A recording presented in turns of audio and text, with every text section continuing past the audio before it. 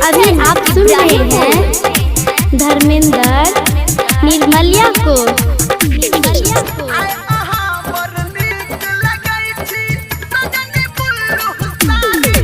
हाँ उगलै जोरिया एना जेना लागे हमारा बारी में।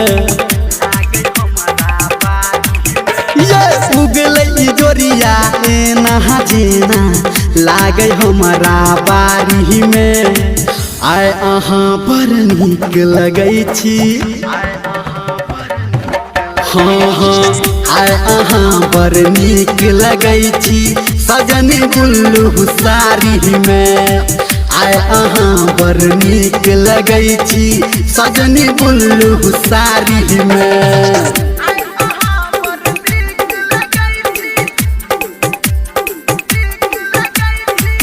माँ गायत्री रिकॉर्डिंग स्टूडियो कंचन इब्राहिमपुर।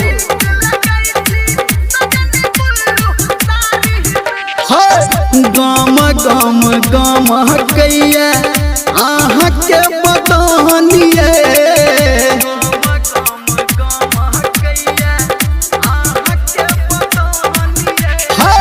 अपहाजा में धके माजा ले तो कर मानिए।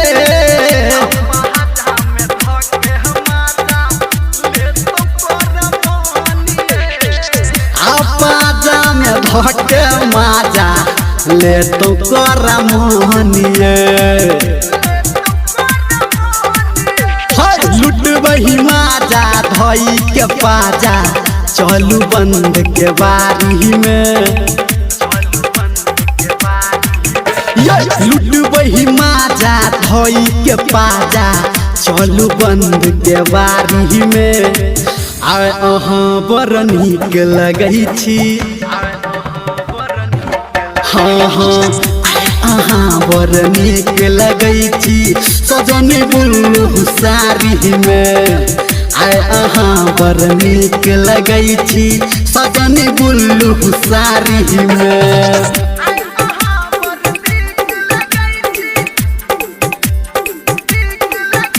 Singing by power star Dharmendra Kanchan Ibrahimpur. हाँ रस से भरलिए अहाँ के लाल लाल थोरिए।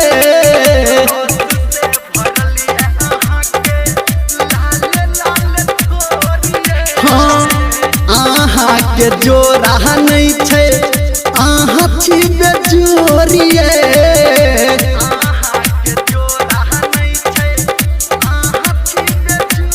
आय है अहाँ के जोड़ा नहीं छे अहाँ छी बेजोरिए। धर्मेंद्र निर्मलिया कहैया अहाँ के धके अखबारी में। संजय गौतम अहाँ से कहे धके रानी अखबारी में। आय अहाँ बड़ नीक लगै छी। आय अहाँ बड़ नीक लगै छी सजनी बुल्लू साड़ी में।